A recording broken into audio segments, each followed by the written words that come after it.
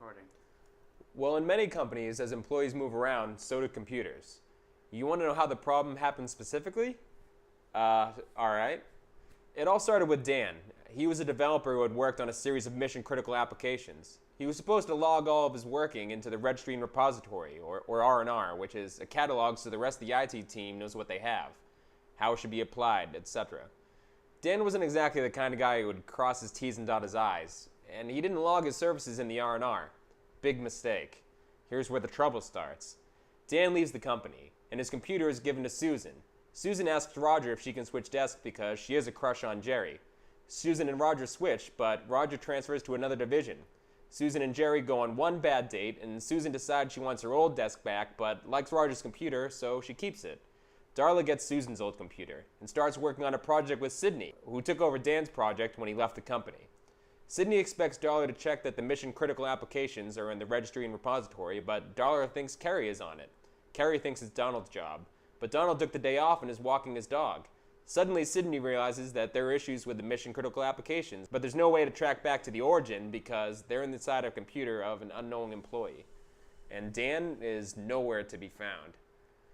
Tracking back to the roots of the problem affecting those mission-critical applications was time-consuming and costly. While the issue was addressed, a significant amount of time and money could have been saved if the original services were logged in the repository. Are you recording? Yeah. My secret is web layers. Web layers? You've never heard of it? Okay. In my organization, the scenario usually works like this. A team of 500 developers work on code, and when it's finally ready, a team of 3 conduct the final reviews, painstakingly poring over huge binders of code looking for errors. I still have friends in the industry that work this way. With web layers, my job is streamlined. A good portion of this laborious process is automated. Sure, I still need to work hard, but I also get to work smart. Meanwhile, my friends without web layers are having a hard enough time just keeping their eyes open. The sheer volume of code can be extremely daunting. Trust me, I've been there. But for me, there's no bottleneck that delays our process and holds up productivity.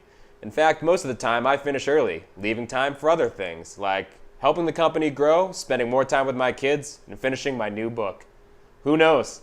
With WebLayer on my side, maybe I'll start my own company one day. Chief Architect for WebLayers. It happened at 2 o'clock in the morning. I was sound asleep and I got the call you never want to get.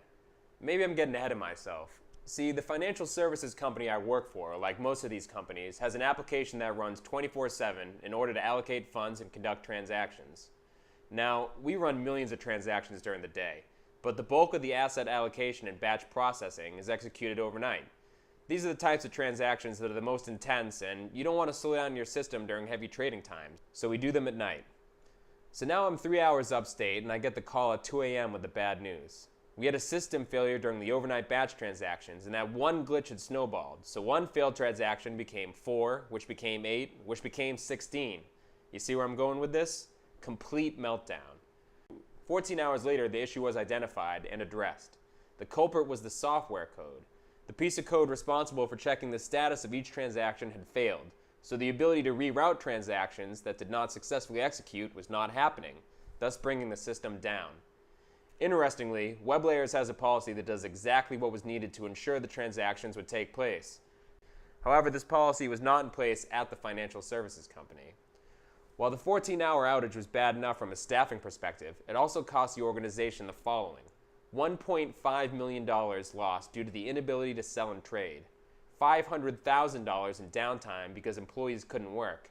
Total impact, $2.25 million lost in 14 hours due to one policy violation.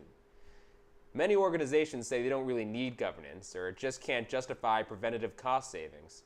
However, this example clearly illustrates the financial impact of one policy failure. WebLayers can proactively identify issues and avert disasters.